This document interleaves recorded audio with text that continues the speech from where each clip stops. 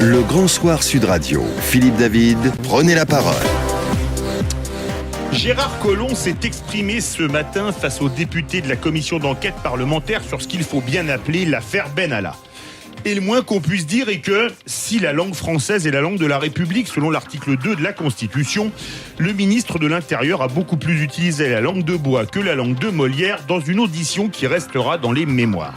Ainsi, si on en croit le ministre de l'Intérieur répondant à Éric Ciotti, il n'a pratiquement pas évoqué l'affaire Benalla avec le président de la République lors de leur entrevue de ce week-end, mais la réforme constitutionnelle, ce qui a causé des rires chez les députés présents.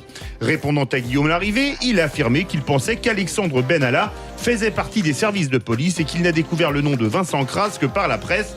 Enfin, répondant à Jean-Christophe Lagarde, il a dit ne pas savoir qui avait invité Alexandre Benalla et Vincent Kras à la manifestation du 1er mai, ce qui provoqua certaines réactions au sein des députés présents. Inutile de dire que la crédibilité de Gérard Collomb en a pris un coup aujourd'hui devant cette commission d'enquête parlementaire, d'où la question de prenez la parole ce soir sur Sud Radio. Gérard Collomb peut-il rester ? Et j'aime autant vous dire que ça vote déjà beaucoup, Philippe David, sur Twitter, même avant votre désormais célèbre introduction, n'est-ce pas ? Puisqu'on a pour l'instant 87% de nos auditrices et auditeurs qui estiment que Gérard Collomb doit démissionner. C'est dire quand même si cette affaire fait parler. Et puisque ça fait parler, eh bien, il faut des gens pour en discuter. Absolument. Avec nous sur Sud Radio. Nous sommes avec Laurence Saillet, porte-parole Les Républicains. Bonsoir. Bonsoir. Merci d'être avec nous sur Sud Radio. Éléonore de Vulpilière, également journaliste indépendante. Bonsoir. Bonsoir. Merci d'être avec nous. Et Guillaume Bernard par téléphone, politologue, auteur de La guerre à droite aura bien lieu aux éditions des Clés de Brouwer. Bonsoir. Bonsoir à tous. Merci d'être avec nous tous les trois sur Sud Radio. Laurence Saillet, question simple, est-ce qu'il doit démissionner, Gérard Collomb ? Écoutez, tout ceci est complètement hallucinant depuis le début de cette affaire et cette audition aussi, comme vous l'avez précisé. Alors qu'il déposait sous serment, on observe qu'il y a eu de nombreuses contradictions, de nombreuses questions auxquelles il n'a pas vraiment répondu. Mais le ministre de l'Intérieur n'est qu'un fusible, n'est qu'un chaînon, en fait, dans cette chaîne de responsabilité, puisque on se rend bien compte qu'on est aujourd'hui dans un problème et une situation qui a été pilotée au niveau de l'Élysée, et tout renvoie vers Emmanuel Macron. Alors, on ne pourra pas, et on a entendu après le préfet, en rester là. Tant qu'Emmanuel Macron ne s'exprimera pas sur le sujet, on ne connaîtra pas la vérité. Et on se rend compte aujourd'hui que ce pacte de silence qui avait été mis en place dès le 2 mai entre Emmanuel Macron, le ministre de l'Intérieur et tous les gens qu'on va trouver maintenant, qu'on va découvrir comme impliqués, ce pacte de silence est en train de rompre sous le poids en fait des réalités. Et tout nous amène, tout nous fait tourner le regard vers l'Élysée, vers Emmanuel Macron. Lui connaît la vérité. C'est à lui de nous dire pourquoi il a protégé cette personne, pourquoi il l'a privilégié, pourquoi il a caché ces événements, pourquoi il a gardé à ses côtés quelqu'un capable d'une telle violence. Enfin, on en apprend chaque heure. Et c'est pour ça que on en apprend là. La démission du ministre, je n'ai même pas à commenter parce que le problème est encore bien plus grave que ça. Éléonore de Vulpilière, comment vous avez trouvé le ministre de l'Intérieur ce matin face aux députés de la commission d'enquête parlementaire ? Je l'ai trouvé, comme à son habitude, assez éteint. On avait presque l'impression d'être désolé de le déranger au milieu de sa sieste, parce que visiblement, il savait rien. Il savait pas pourquoi il était là. Il avait aucune information supplémentaire à nous communiquer. Et tout son laïus visait à dire que finalement, il fallait en remonter à l'Élysée. Donc, on a passé 2 heures à écouter un homme qui n'en savait pas plus que vous et moi, visiblement. Quoi. Et qui nous a dit c'est pas moi, c'est les autres pendant 1h30. Quoi. C'est l'idée. Excusez-moi, à votre avis, il n'en savait pas plus que vous, ou que nous tous ici, ou il ne voulait pas ou ne pouvait pas en dire plus ? Il a reçu des consignes qui lui intimaient de ne pas en dire plus que ce qu'il ne savait.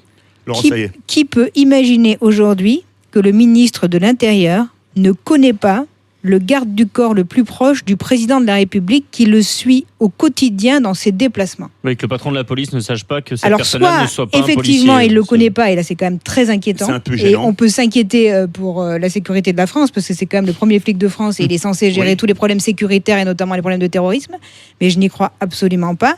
Soit, devant les députés, sous serment, il explique qu'il ne connaît pas cette personne qu'il a croisé non seulement pendant la campagne d'Emmanuel Macron à de nombreuses reprises, mais également depuis effectivement que M. Macron est président de la République. C'est d'ailleurs son devoir en tant que ministre de l'Intérieur de s'assurer de l'entourage et de la sécurité du président de la République, évidemment. Oui, c'est normal. Guillaume Bernard, comment vous avez trouvé Gérard Collomb ce matin? Éteint, comme l'a dit Éléonore de Vulpillère?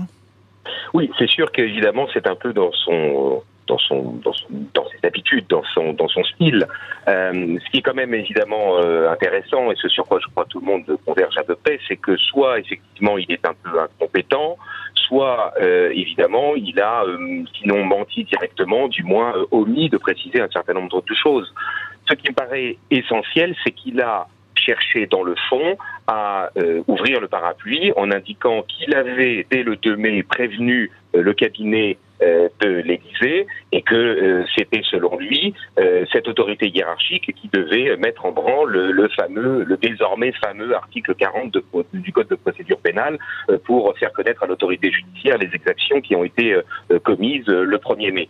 Je vous signale que le préfet de police de Paris, M.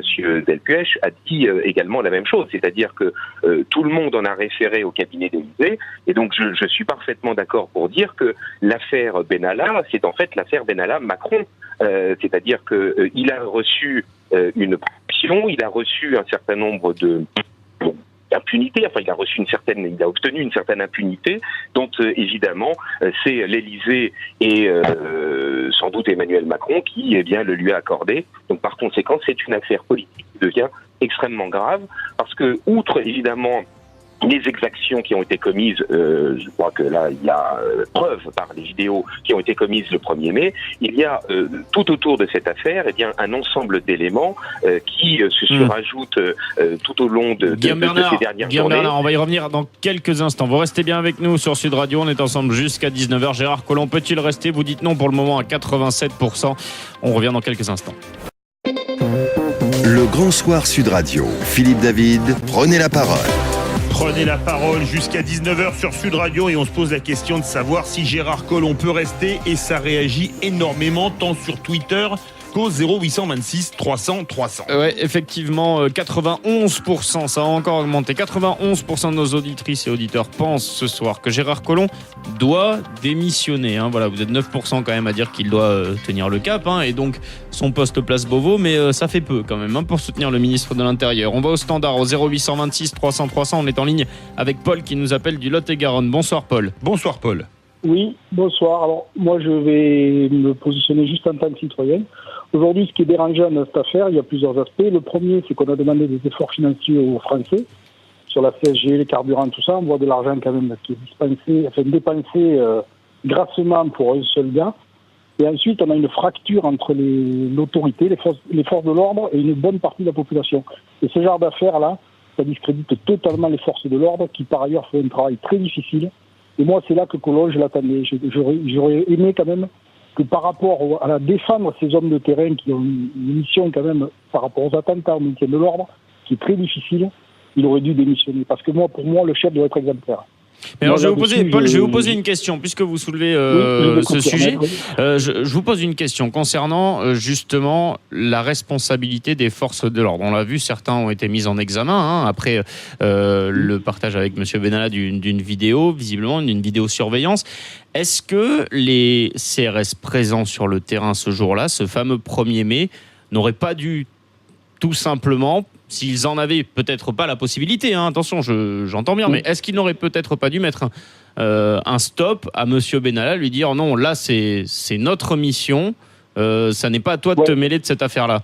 Parce qu'ils ont peut-être un peu bon dos, non, les forces de l'ordre, de dire ah bah oui, mais on est discrédité dans cette affaire maintenant. Moi j'ai eu la chance de côtoyer des gendarmes dans ma carrière rugbyistique, j'ai joué avec des gendarmes, et ils m'ont tous dit une chose, ils ont été en Corse souvent. Il y avait des fusils sur la banquette arrière, des fusils sur la plage arrière de la voiture, et ils avaient ordre de laisser passer. Donc, voilà. Donc aujourd'hui, les fonctionnaires, ils ont une autorité, et malheureusement, ils sont obligés d'obéir à l'autorité. Et ce Benalla, je pense quand même que, vu qu'on l'a vu partout avec le président, je pense qu'il est intouchable, quoi. Alors justement, merci beaucoup Paul du Lot-et-Garonne. Laurence, ça y est, vous avez entendu Paul, et après on va retourner au 0826 300 300. Ce que disait Paul, c'est ce que disent souvent les hauts gradés de la fonction publique, un fonctionnaire, ça fonctionne. Et les policiers, les CRS qui étaient place de la Contrescarpe le 1er mai dernier, on imagine mal qu'ils laissent un type avec un casque taper des manifestants s'ils n'ont pas eu ordre de le laisser faire. Parce que je sais pas, vous ou moi, on prend un casque, on commence à taper des gens devant les CRS dans une manif, je pense qu'on aurait certains ennuis avec la police, vous croyez pas ? Oui, tout ceci est très opaque. Et c'est vrai que je pense qu'il est Même quand si même... je vous imagine pas taper des gens avec un casque, Laurence Saillet, que ce soit très clair. Vous avez raison de ne pas... Mais je déteste la violence. C'est pour ça que j'étais particulièrement touchée par cette vidéo. Mais il y a une grande zone d'opacité. On va voir ce que dit l'enquête. Et effectivement, ça laisse penser à un fonctionnement peut-être habituel de cette personne, avec des prises de décision ou une action au sein de la police qui est assez troublante. Mais là, je préfère ne pas aller plus loin. Mais il faut quand même resituer. Rappelons-nous que cette manif du 1er mai, c'était déjà le chaos. C'est-à-dire qu'il y avait eu plus de 1000 Black Blocs, mais qui s'étaient annoncés. Du côté Le ministre de l'Intérieur a mis un temps fou à réapparaître. Il était disparu, je ne sais pas où. Le président de la République a mis un temps fou aussi à s'exprimer. Déjà, nous avions dénoncé en fait la mauvaise gestion en amont de cette manif, qui avait été une véritable cata. Donc, il faut se resituer dans le contexte.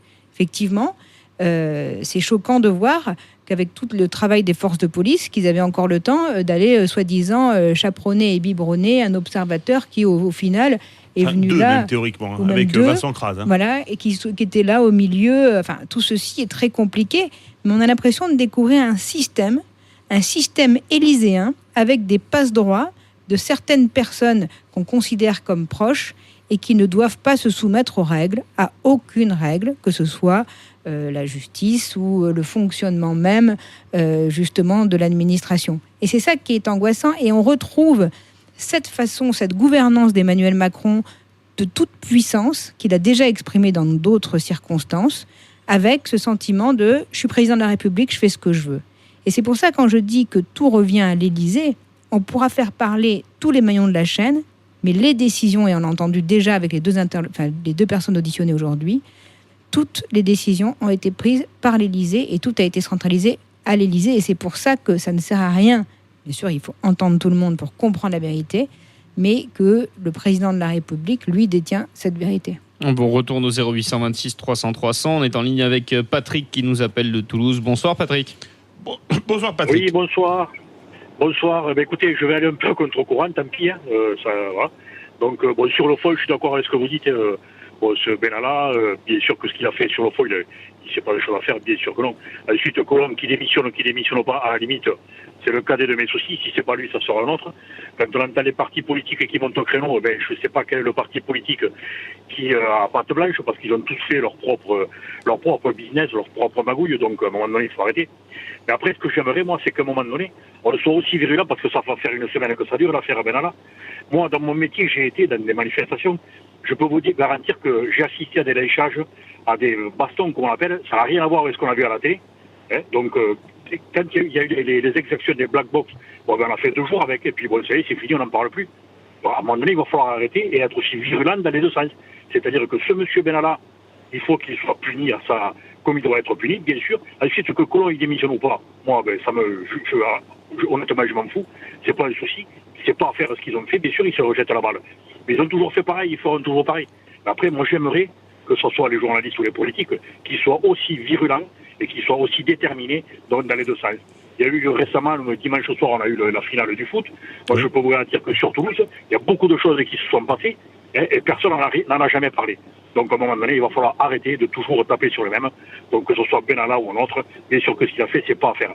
Et si tout le monde fait ce qu'il veut, quand il veut, tout ça parce qu'il est bien copain avec un tel ou un tel, mais malheureusement, ça a toujours existé, et je crois que ça existera toujours. C'est tombé sur lui, il s'est fait prendre, tant pis pour lui.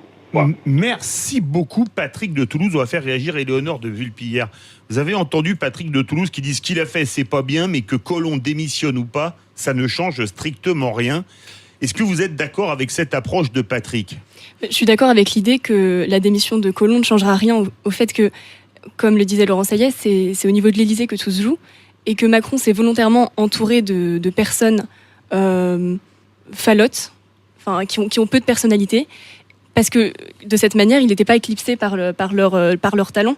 Et Gérard Collomb, c'est ça, c'est un ministre de l'Intérieur assez éteint, assez plat, qui démissionne pour être remplacé par une autre personne plate, ça ne changera rien au problème. Comment s'appelle-t-il, Alexandre Benalla a pris autant de confiance en lui parce qu'il est protégé, qu'il sait qu'il est protégé de Macron, le rôle du ministre de l'Intérieur est très secondaire dans cette histoire. Mais justement, pour vous, je vais rebondir sur ce que disait Patrick. Est-ce que c'est tenable que le président de la République ne s'exprime pas ? Le président de la République a pour habitude de communiquer assez régulièrement. On se souvient du fait... Mais là, il ne communique pas beaucoup depuis la semaine dernière. Depuis la descente des Champs-Élysées des Bleus, on ne l'a plus entendu. C'est ça, c'est-à-dire que dès qu'il y a un enfant de 14 ans qui l'appelle Manu et qui le tutoie, dans l'heure, on a un tweet pour dire à quel point Emmanuel Macron est courageux de l'avoir ainsi recadré et de lui avoir appris le vouvoiement. Mais dès qu'il y a une histoire qui dure depuis 6 jours à présent, là, on l'entend plus, et d'ailleurs, il ne s'exprimera pas sur le sujet. Et il revient à son statut initial de maître des horloges, de personne qui est au-dessus des journalistes, au-dessus du temps. D'ailleurs, les médias lui pardonnent pas. Macron avait plutôt les bonnes grâces des médias pendant sa campagne, au début de sa présidence. Là, pour la première fois, les médias le lâchent, et lui, il essaye de préparer une riposte, mais elle tarde à venir. Vous nous dites que Gérard Collomb, ça ne change pas grand-chose qu'il soit démissionnaire ou non, mais quand on y pense quand même, Gérard Collomb, le 2 mai, a priori, même s'il dit le contraire, il est au courant des exactions d'Alexandre Benalla. Vous dites que c'est une personne falote, qui n'est pas forcément, qui n'a pas beaucoup de présence, je vous l'accorde, il n'est pas particulièrement charismatique, notre ministre de l'Intérieur actuel, mais quand même, est-ce que lorsqu'on n'a pas cette responsabilité-là, on ne doit pas trancher pour au moins poser des questions, donc ouvrir une enquête comme cela doit être la logique. C'est normal d'ouvrir une enquête et il devrait démissionner, mais que ce soit Gérard Collomb ou un autre monsieur X qui serait ministre de l'Intérieur à ce moment-là, ça aurait été la même chose. C'est pas la personne même de Gérard Collomb qui est à remettre en cause, c'est plus un système général, effectivement, de protection. Jupitérien, on peut dire ça. Élysée. Voilà, c'est ça, un système élyséen. Oui. Guillaume Bernard, est-ce que pour vous c'est tenable aujourd'hui pour Nicolas Sarkozy, n'importe quoi, pour Emmanuel Macron? Non, mais c'est assez révélateur. C'est assez révélateur parce que le système élyséen, il fait aussi le système de toute façon tel qu'il est sous la Ve République. Fait sous notre Ve République, fait que le président. Si Laurent, ça y est, je suis désolé, je vous vois laisser faire finir de la votre tête. phrase, mais le président de la République peut se permettre quasiment tout. Non, absolument pas. C'est pas ça la République. Dans la République, il y a des pouvoirs et il y a une séparation des pouvoirs. Je suis d'accord avec vous. Et c'est absolument pas ça. Je n'ai jamais entendu. Ça ne devrait pas être ça. Écoutez, il y a un contexte quand même qui est global. C'est pas seulement un conseiller du président qui a été violent. N'oublions pas qu'on découvre chaque heure des nouveaux éléments qui sont quand même très troublants. Dernière en date, alors que Bruno Roger Petit a menti lors de sa déclaration de jeudi. Sa déclaration était express, 1 minute 52 Il a menti secondes, parce qu'il a dit qu'il avait été durement sanctionné. Enfin bon, je ne vais pas vous refaire le film puisque tout le monde le connaît par cœur. Mais en tout cas, il a dit qu'il avait donc été démis de certaines fonctions, ce qui déjà est faux et on l'a vu. Mais en plus qu'il avait été durement sanctionné. On apprend qu'il a eu un appartement, tout ceci dans la presse, donc sous couvert de vérification, qu'est Branly, et que là, 180 000 € étaient prévus pour la rénovation de cet appartement afin qu'il fasse un duplex de 300 mètres carrés pour cette personne qui, soi-disant, a été lourdement sanctionnée et qui a fait preuve d'un comportement. Donc, qui peut expliquer ça ? C'est bien ça tout le problème. C'est tout un système complexe. Cette personne bénéficiait d'avantages et était dans une situation en total décalage avec la fonction logique qu'elle devait avoir. C'est bien ça c'est à ça qu'il faut répondre. Vous vous rendez compte, 180 000 € pour faire un duplex à quelqu'un que vous venez de sanctionner gravement. Alors moi je sais pas, peut-être que quelqu'un être sanctionné. Peut-être quelqu'un va pouvoir m'expliquer ça et peut-être ils apporteront des explications. Mais moi je trouve ça quand même très troublant. Et ce que l'on veut savoir, c'est pourquoi, comment et qu'est-ce qu'il y a là-dessous. Parce que qu'on soit d'accord ou pas avec nos représentants politiques, même si moi politiquement je combats Emmanuel Macron et son gouvernement parce que je ne suis pas d'accord avec leur politique, on a besoin d'avoir une certaine forme de confiance aux gens qui incarnent la République. Et aujourd'hui, c'est cette confiance qui est rompue, et notamment au niveau des 2 personnalités de l'État qui sont censées assurer les postes régaliens du plus haut niveau, c'est-à-dire le président de la République et le ministre de l'Intérieur. Guillaume Bernard, est-ce que pour vous c'est tenable que Emmanuel Macron ne s'exprime pas ? Non, bien sûr que non. C'est le fond de l'affaire, parce que ce dont nous avons eu révélation, c'est deux choses. C'est d'abord la psychologie, d'une certaine manière, de Monsieur Benalla, qui, parce qu'il a un sentiment d'impunité, eh bien, n'est pas capable de réguler ses pulsions, de réguler sa violence. Donc ça traduit quand même et une personnalité et la situation dans laquelle politiquement il pense pouvoir évoluer, il pense pouvoir, je dirais, se comporter. Et puis la deuxième des choses, c'est que, et c'est le cœur de l'affaire, parce que l'affaire du 1er mai, c'est une des choses, mais il y a tous les autres éléments, ça vient d'être dit, et j'acquiesce parfaitement, je dirais, à ces éléments-là, c'est la carrière fulgurante de ce monsieur. La protection dont il a, qu'il a obtenue, la situation qui était la sienne, qui est sans commune mesure, semble-t-il, avec, je dirais, véritablement ses compétences, ses capacités, son expérience professionnelle. C'est ça le cœur de l'affaire. Politiquement, c'est devenu une affaire d'État, ou du moins un scandale politique, parce qu'effectivement, il y a cette distorsion-là. Alors, moi, si vous voulez, je suis quand même moins choqué que d'autres par le fait que, un collaborateur du président de la République puisse habiter quai Branly, semble-t-il, dans le même immeuble que Madame Pinjot il y a un certain nombre d'années. Bon. C'est normal que les collaborateurs du président de la République puissent avoir habité dans une résidence qui dépend de l'Élysée. Mais en revanche, les différents pouvoirs qui lui ont été accordés, les différentes facilités qui lui ont été données c'est sûr, passer de brigadier à lieutenant-colonel, sauter 11 grades d'un coup, là c'est énorme. Et je peux vous assurer que ça met en transe un certain nombre de personnes qui, dans la réserve, pas simplement dans l'active, mais ne serait-ce que dans la réserve, ont eu à prouver leurs compétences. Donc, si vous voulez, c'est cette distorsion-là qui est extrêmement grave. Quel est le rôle exact de M. Benalla auprès du président de la République ? Est-ce qu'il n'est qu'un garde du corps ? S'il est un garde du corps, est-ce qu'il est logique qu'il est, semble-t-il, c'est je crois vos confrères du Point qui ont révélé ça cet après-midi, qu'il est une accréditation secret défense. Donc je crois que Monsieur Collomb, le ministre de l'Intérieur, ne serait qu'infusible s'il disparaissait. Le cœur de l'affaire, c'est Emmanuel Macron. On y revient dans quelques instants. On est ensemble jusqu'à 19h. Continuez de nous appeler 0826 300 300 et vous votez sur Twitter. Pour l'instant, vous êtes 89% nos auditrices et auditeurs à dire que Gérard Collomb doit démissionner. On revient tout de suite sur Sud Radio. Le Grand Soir Sud Radio, Philippe David, prenez la parole. Et ce soir, dans Prenez la parole, on se demande si Gérard Collomb peut rester suite à ses déclarations devant la commission d'enquête parlementaire de l'Assemblée nationale sur l'affaire Benalla. Beaucoup de commentaires, Pierre Maël. Oui, beaucoup non plus, mais surtout beaucoup de votes pour dire que Gérard Collomb clairement doit démissionner. Vous êtes 89% sur le compte Twitter de Sud Radio à dire que Gérard Collomb ne peut pas rester au gouvernement en l'état actuel des choses. Justement, Laurent, ça y est, il y a une deuxième personne qui a été écoutée par les mêmes députés, mais c'était cet après-midi, c'est Michel Delpech qui a parlé devant les mêmes députés, donc en qualifiant... Alors Michel Delpech, le préfet de police de Paris, qui avait été, on va dire, un peu chargé ce matin par Gérard Collomb et qui a parlé concernant l'affaire Benalla, je le cite, de dérives inacceptables, condamnables sur fond de copinage malsain. Manifestement, il n'a pas envie de se laisser faire, le préfet Delpech. En tout cas, il n'a pas envie d'assumer totalement quelque chose pour lequel il n'a pas eu certainement des responsabilités. Quand il explique le lundi que c'est la présidence de la République qui l'appelle en lui disant « Vous êtes au courant de l'affaire Benalla », je pense qu'il raconte les choses avec une certaine forme de sincérité, même s'il ne raconte pas tous les détails de cette conversation. Mais le ministre de l'Intérieur renvoie la balle à l'Élysée. Le préfet récupère quelques petits morceaux et renvoie la balle aussi d'abord à l'Élysée. Enfin, tout ceci démontre qu'il y a un grand flou artistique sur le sujet. Maintenant, il l'a dit lui-même quand il est arrivé dans la salle des opérations de commandement le soir. Il a été surpris de la présence de M. Benalla.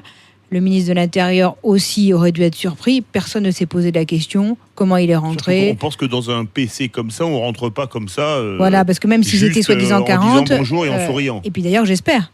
Oui. Est-ce que ça veut dire quoi ? Ça veut dire qu'en fait, n'importe qui pourrait avoir accès à des informations d'une grande sensibilité. Donc, il y a des troubles. On ne comprend pas pourquoi non plus l'IGPN n'a pas été saisi avant. Enfin, tout ceci est très opaque. Et l'opacité, ça ne sert personne. Et c'est pour ça que le président de la République, en s'enfonçant dans son silence, laisse la place aux pires interprétations. Je pense que déjà cette affaire est grave et que plus il va perdurer dans son silence, parce que je pense qu'il essaie de construire sa défense, tout simplement. Il attend de voir quels éléments sortent et quels éléments ne sortent pas, et qu'il gagne du temps. Mais en tout cas, pour les Français et pour nous tous, c'est une situation incompréhensible et très angoissante. Éléonore de Vulpe, hier, si on analyse un peu les déclarations ce matin du ministre de l'Intérieur et cet après-midi du préfet de police, Michel Delpech, est-ce qu'il n'y en a pas au moins un, qui va être obligé à servir de fusible dans cette affaire? Voire les deux, hein. Et voir d'autres après. C'est possible, ils se sont défendus du mieux qu'ils pouvaient. Mais néanmoins, mais même en se tirant l'un sur l'autre. Voilà, en se tirant l'un sur... Le premier qui a tiré, ça a quand même été Collomb. Et Collomb sur Delpech et Delpech sur l'Élysée. Donc au final, personne ne veut assumer sa responsabilité et ils en renvoient tous à la responsabilité majeure qui est celle du cabinet de l'Élysée et de l'Élysée lui-même. Il y en aura peut-être un ou les deux qui serviront de fusible, mais ça changerait en fait, comme le disait Laurent Saillet, que plus Macron essaye de gagner du temps en se construisant une défense plus ou moins potable, moins la confiance qui reste encore de l'opinion publique à son endroit est grande. Donc il tente de construire quelque chose, mais tout en... Mais il construit vraiment sur du sable. Oui, certainement. Puis je comprends pas pourquoi est-ce que c'est quelque chose qui s'est produit le 1er mai et pourquoi est-ce que Le Monde révèle ça le 18 juillet. Je comprends pas tellement le calendrier. Pourquoi est-ce qu'on a mis autant de temps à sortir ça? Pourquoi est-ce que ça arrive maintenant en fait? Parce qu'il y a des vérifications à faire, non, tout simplement. Enfin, je suppose. Vous êtes journaliste comme moi. Oui, comme nous, non, mais voilà, c'est quand même long. Vous le savez, quand on mène une enquête, en plus, surtout quand elle est aussi sensible, aussi fragile pour les institutions, en l'occurrence, on a besoin de tout bien vérifier. Effectivement, je pense qu'il faut saluer d'ailleurs le travail des journalistes du Monde quand même, c'est important parce que on a tendance à souvent critiquer les médias, hein, voilà, mais là en l'occurrence le travail fourni a été conséquent. Oui, mais c'est un calendrier malheureux pour lui parce que on a presque l'impression que c'est lui qui avait remporté la Coupe du Monde. Il allait repartir avec la coupe et là, il en a brûlé une semaine. Voilà. Non, 2 jours. Mais en fait, même pas parce qu'il n'avait pas gagné en popularité. En plus. Mais ça, on s'en doutait. Je l'avais dit parce que pourquoi, si vous voulez, personne n'avait envie d'associer Emmanuel Macron à cette réussite. Parce qu'en plus, Emmanuel Macron, c'est tout le contraire de l'équipe de France. L'équipe de France, ils sont arrivés en toute modestie, ils ont fait leurs preuves et au final, ils ont gagné. Emmanuel Macron, il est arrivé tambour battant, avec beaucoup de grandiloquence. Et au final, au bout d'un an, il lui restait que 40% d'opinion positive. Donc c'est tout l'inverse. Mais au-delà de ça, il n'a pas bénéficié de la Coupe du Monde.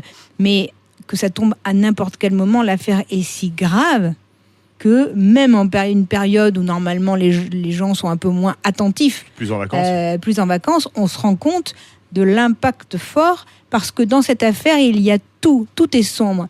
Il y a de la violence, il y a de l'opacité, il y a du mensonge et il y a un questionnement.